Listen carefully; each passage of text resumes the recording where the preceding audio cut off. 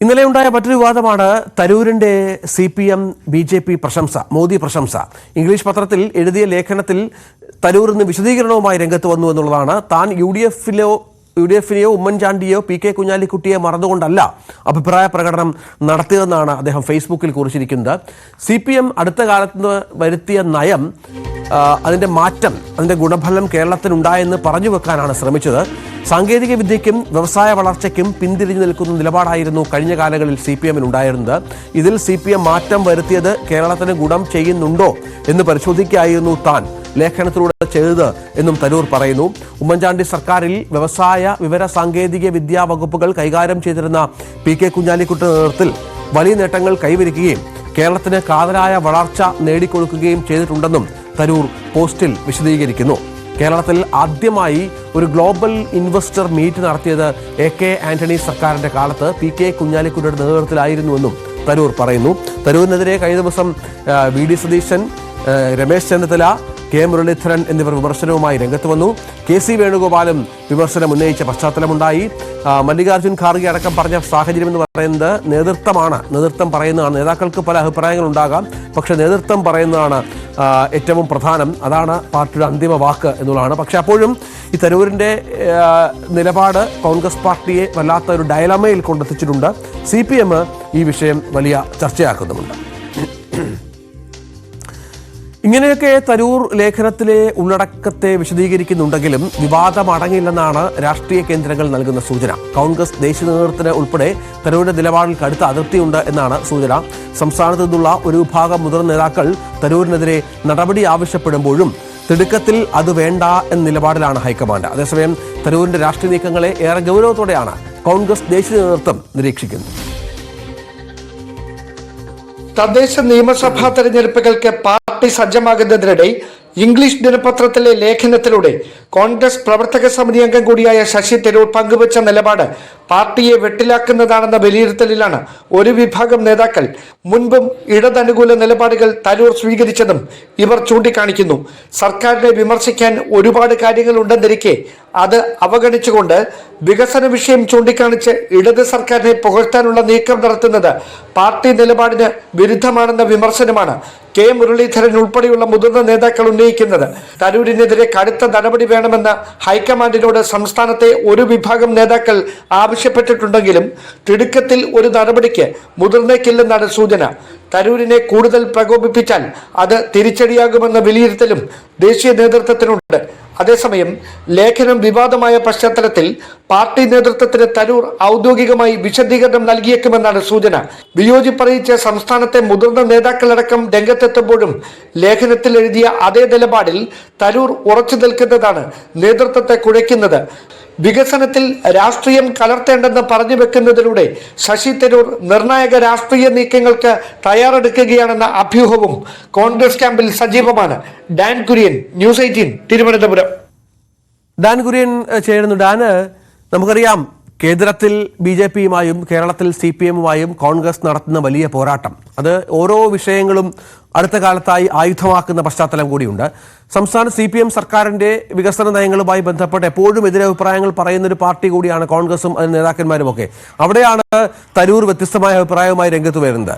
എന്തൊക്കെ പറഞ്ഞാലും തരൂരിന്റെ ഈ അഭിപ്രായം, അതിൽ അദ്ദേഹം ഉറച്ചു നിൽക്കുന്നത് കോൺഗ്രസിനെ എത്തിച്ചിരിക്കുന്നത് വല്ലാത്ത ഒരു പ്രശ്നത്തിലാണ്.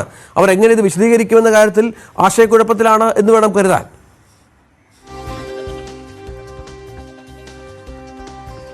രഞ്ജിത്ത്, അതായത് തരൂർ പറയുന്നത്, അല്ലെങ്കിൽ തരൂരുമായി ബന്ധമുള്ള കേന്ദ്രങ്ങൾ പറയുന്നത്, അദ്ദേഹം രാഷ്ട്രീയത്തിന് അതീതമായി ഉള്ള ഒരു സമൂഹത്തെ മുന്നിൽ കണ്ടുകൊണ്ടാണ് അങ്ങനെ ഒരു പ്രസ്താവന നടത്തിയത്. അത് കേവലം CPM പ്രവർത്തകരെയോ അല്ലെങ്കിൽ കോൺഗ്രസ് പ്രവർത്തകരെയോ BJP പ്രവർത്തകരെയോ അങ്ങനെ ലക്ഷ്യമിട്ടുകൊണ്ടല്ല. രാഷ്ട്രീയത്തിന് അതീതമായി ചിന്തിക്കുന്ന വികസനം വരണം, അവിടെ രാഷ്ട്രീയം പ്രസക്തമാകരുത്, അതിനപ്പുറത്തേക്ക് വികസനം തന്നെയായിരിക്കണം പ്രസക്തമായി മാറേണ്ടത് എന്ന ചിന്തയുള്ള ഒരു വലിയ സമൂഹം വളർന്നു വരുന്നുണ്ട്. ആ സമൂഹത്തെ ലക്ഷ്യമാക്കിയാണ് തരൂർ അങ്ങനെ ഒരു പ്രസ്താവന നടത്തിയെന്നാണ്. പക്ഷേ കോൺഗ്രസ് അതിനെ അങ്ങനെയല്ല കാണുന്നത്. കാരണം കോൺഗ്രസ് പ്രവർത്തക സമിതി അംഗമായി തെരഞ്ഞെടുപ്പിലടക്കം വലിയ പോരാട്ടം തിരുവനന്തപുരത്ത് ഉൾപ്പെടെ നടത്തി വിജയിച്ചു വന്ന ശശി തരൂർ അങ്ങനെ ഒരു പ്രസ്താവന നടത്തുന്നത് കോൺഗ്രസിനെ പ്രതിരോധത്തിലാക്കുന്ന ഒരു നീക്കമായി മാറുമെന്നൊരു വിലയിരുത്തലാണ് ഒരു വിഭാഗം നേതാക്കൾ. കാരണം കേന്ദ്രത്തിനെതിരെയും ഡൽഹിയിലും സംസ്ഥാനത്ത് CPM-നെതിരെയും പോരാട്ടം നടത്തുന്ന UDF-നെ അല്ലെങ്കിൽ കോൺഗ്രസിനെ തരൂർ നടത്തിയ ഈ പ്രസ്താവന വെട്ടിലാക്കിയിരിക്കുകയാണെന്നൊരു വിലയിരുത്തൽ ഒരു വിഭാഗം നേതാക്കൾക്കുണ്ട്. അക്കാര്യം തന്നെയാണ് ഹൈക്കമാൻഡ് നേതൃത്വത്തെ അടക്കം അവർ അറിയിക്കുകയും ചെയ്തിരിക്കുന്നത്. പക്ഷേ ദേശീയ നേതൃത്വം അങ്ങനെ തിടുക്കത്തിൽ ഒരു നടപടിയിലേക്കൊന്നും കടക്കില്ല.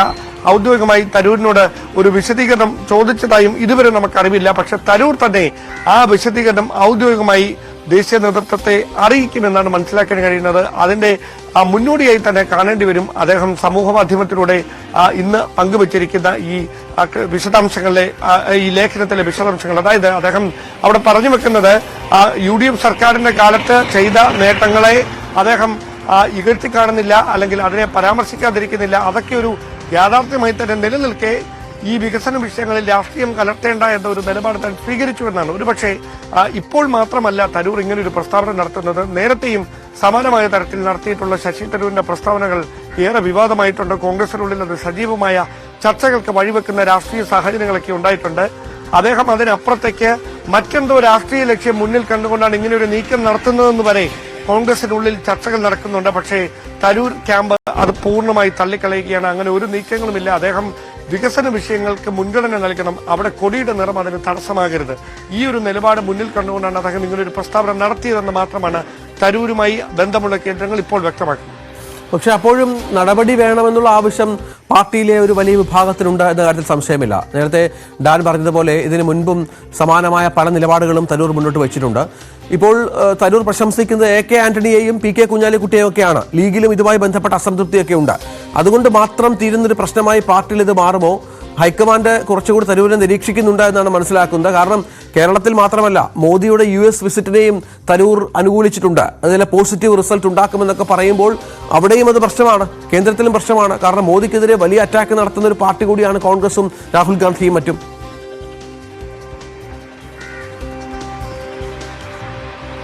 അതായത് തരൂരിനെ പ്രകോപിപ്പിച്ച് അത് BJPക്കോ CPM-നോ ഒരു ആയുധമാക്കി മാറ്റേണ്ട കാര്യമില്ല എന്നൊരു നിലപാട് കൊണ്ടാണ് അങ്ങനെ ഒരു കടുത്ത തീരുമാനങ്ങളിലേക്കൊന്നും ഹൈക്കമാൻഡ് നേതൃത്വം കടക്കാത്തത്. കാരണം മോദിയുമായി ബന്ധപ്പെട്ട് അദ്ദേഹത്തിന്റെ US സന്ദർശനവുമായി ബന്ധപ്പെട്ട് നടത്തിയ ശശി തരൂരിന്റെ പ്രസ്താവനയെക്കുറിച്ച് ഏതെങ്കിലും തരത്തിലുള്ളൊരു വിശദീകരണം ചോദിച്ചാൽ അത് BJP കേന്ദ്രങ്ങൾ ഏറ്റുപിടിക്കും.